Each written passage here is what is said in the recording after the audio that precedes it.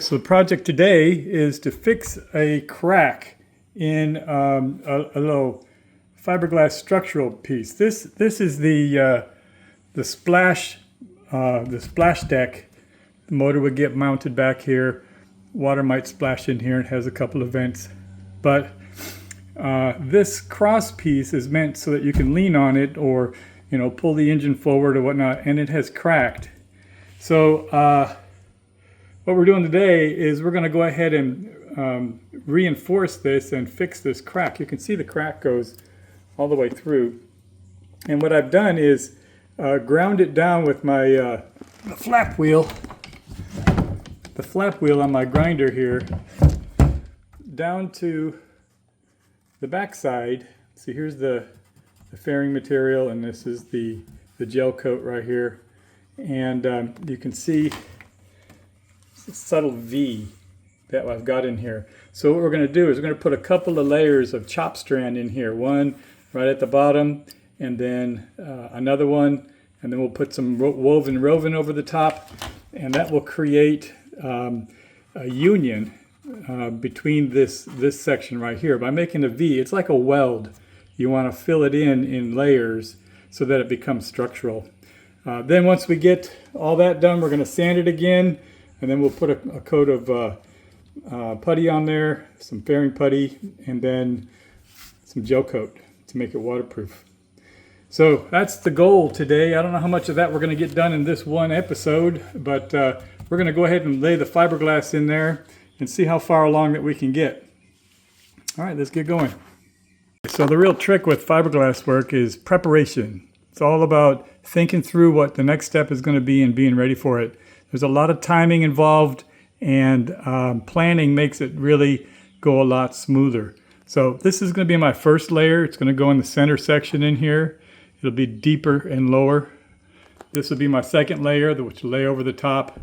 This little scrap is going to go in the tip right here, and then we'll let that cure, and then we'll go ahead and cut up.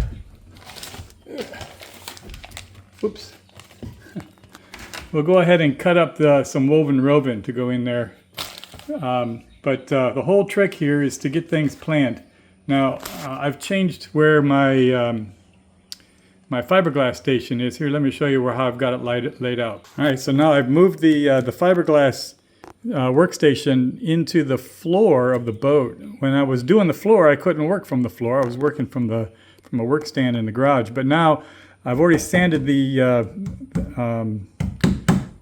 top side of the edge here, the plank, and we don't want to run back and forth and get drips on there, so we're going to work from inside the boat today.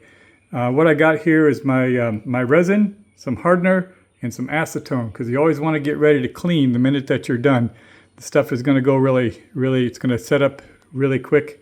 It's kind of warm in here today, so we're not going to be using 2-to-1. We're probably going with a 1%, 2-to-1. Instead of a 2%, it's a 1% hardener, but that will get us to the point where we can roll it out and get the bubbles out and make it nice and clean. All right, let's get this moving before it gets too hot in here. Note about PPE. So protective equipment kind of matters when you're dealing with fiberglass. You don't want to get it on your bare skin. You don't want to get the resin on the hair on your arms or anything. So long sleeves and long gloves are important when you're working with the liquid. When you're working with cutting your chop strand and your woven, you want to use some gloves that don't get sticky. These, even when you clean them, they get a little sticky, and you end up tearing the material as you're cutting it. Having a pair of leather gloves that are not sticky and not wet, have it separated from the actual wet fiberglass. This makes it a whole lot easier for you to deal with, chopping up those pre-cut pieces of fiberglass material. Just a quick something I learned that I'm sharing with you. All right, so there's the first coat in there. See, this is still a little bit sticky, but it's firm. This is not moving anywhere. Once we get all this done, we're going to use a vibrating saw. We'll cut this off clean, but I'm not going to mess with it while it's still curing. But we're ready to put that a coat of woven on here. You can see we still have a little bit of room on the top here, so when we sand it, it'll be flush. But this is 2 coats of chop strand, and it's ready for the next last layer here. And then we'll sand it, and then we'll get some gel coat on there, and everything will be happy. You can already see it no longer flexes. It's firm. We're still going to put a piece of wood across the top here, but I think we're going to find maybe source a piece of teak just to give it a little extra flair. Just sort of a finishing touch kind of thing. You're going to be leaning on this when you're servicing the engine and whatnot, so it needs to be able to handle a little bit of weight when you're leaning on it. And having a piece of wood on there will reinforce that. So, okay, let's get this next piece on here.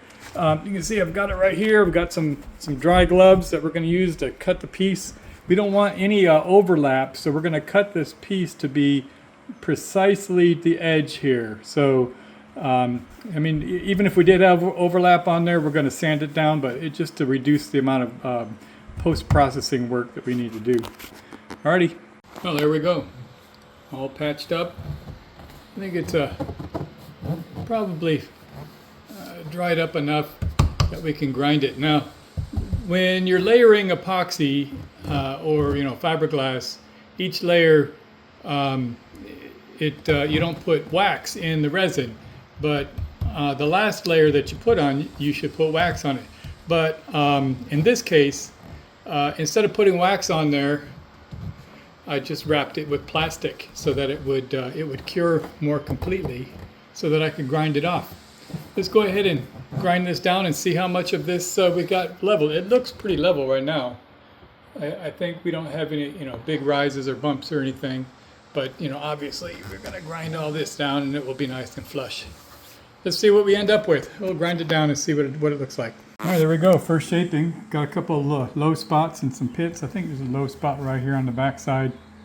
We're going to fill those with some chop strand putty, and it's basically fairing material, fairing putty, but it has a chop strand built into it. And then we're going to sand it down again, and then we'll be able to put our sealing coat on. Now this whole top half of the boat is going to be painted.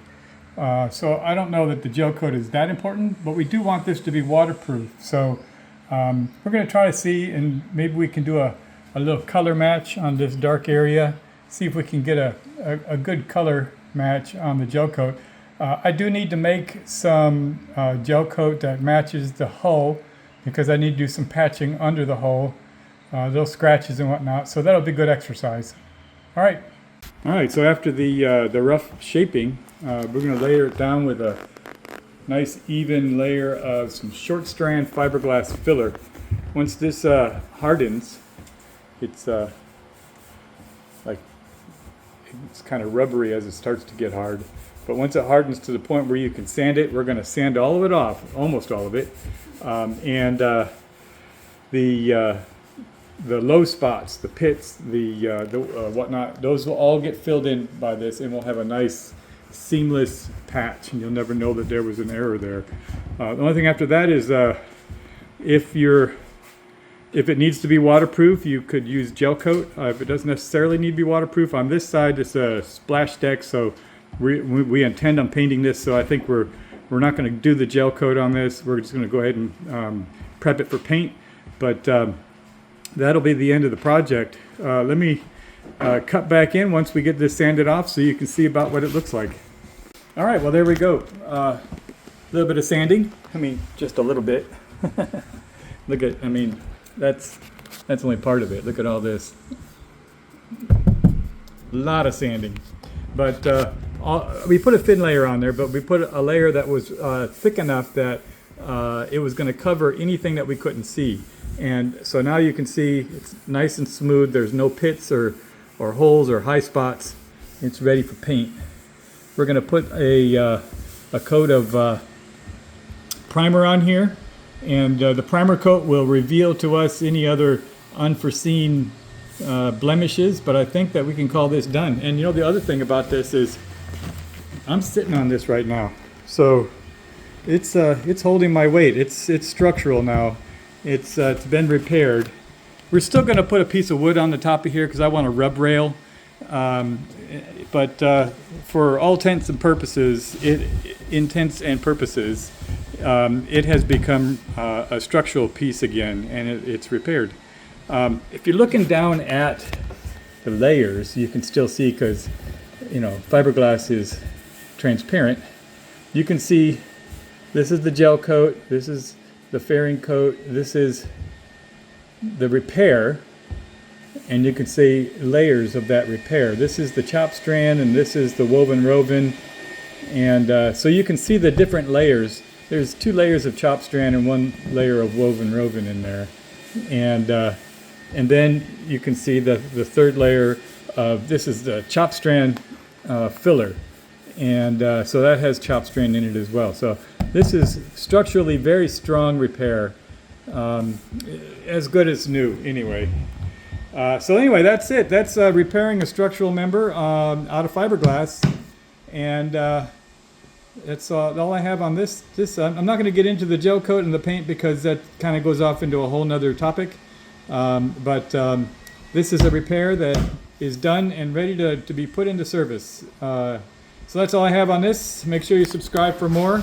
Working on this neat little project. The thing about this project is, a lot of this fiberglass work that I'm doing is not so much that it's a boating project, but a lot of these skills transfer into vehicle maintenance. If you have a vehicle and you want to do a fiberglass patch, it's the same kind of thing. Scratch it up, do the layers, shape it down, and then fill it in with the putty or some sort of a filler. This is exactly how you would fix a fender if you had a fiberglass fender on a sports car or something. All right, so that's all I got. Cheers.